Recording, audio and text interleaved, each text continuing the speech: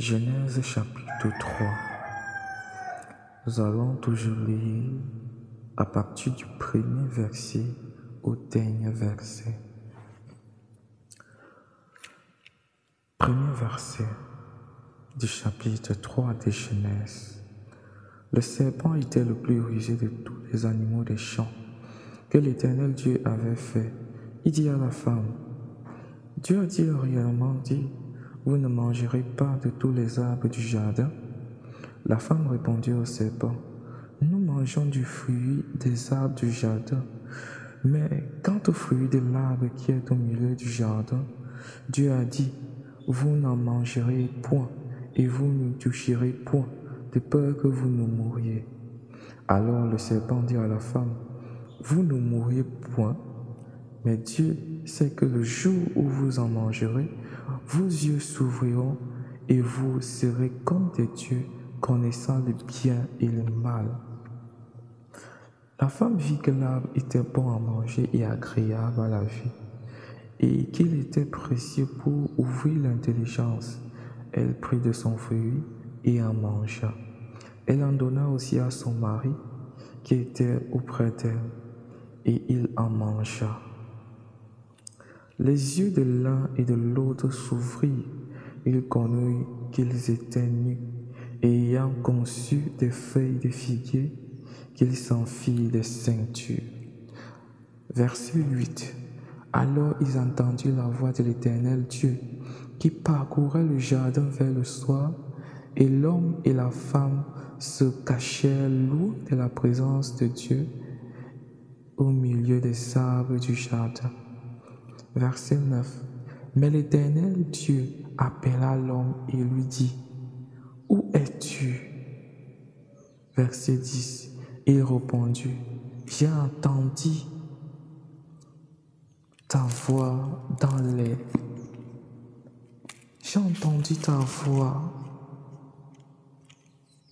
dans le jardin et j'ai eu peur parce que je suis nu et je me suis caché. Et l'Éternel Dieu dit, qui t'a appris que tu es nu? Est-ce que tu as mangé de l'arbre dont je t'avais défendu de manger? Verset 12.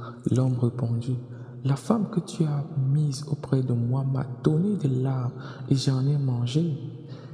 Verset 13. Et l'Éternel Dieu dit à la femme, pourquoi as-tu fait cela? La femme répondit, le serpent m'a séduite et j'en ai mangé. Verset 14.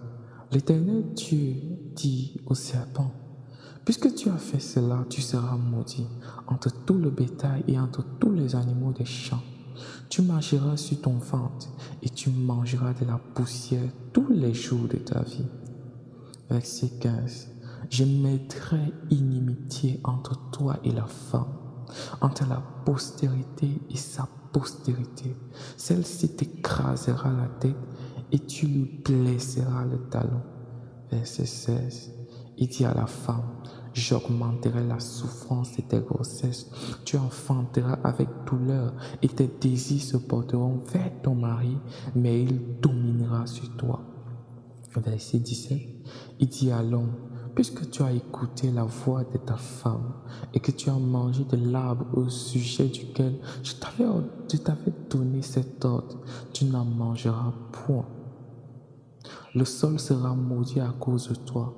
C'est à force de peine que tu en tireras ta nourriture tous les jours de ta vie. Verset 18. Il te produira des épines et des ronces et tu mangeras de l'herbe des champs. Verset 19. C'est à la sueur de ton visage que tu mangeras du pain. Tu sais ce que tu retournes dans la terre d'où tu as été pris, car tu es poussière et tu retourneras dans la poussière. Verset 20. Adam donna à sa femme le nom d'Ève, car elle a été la mère de tous les vivants. Verset 21.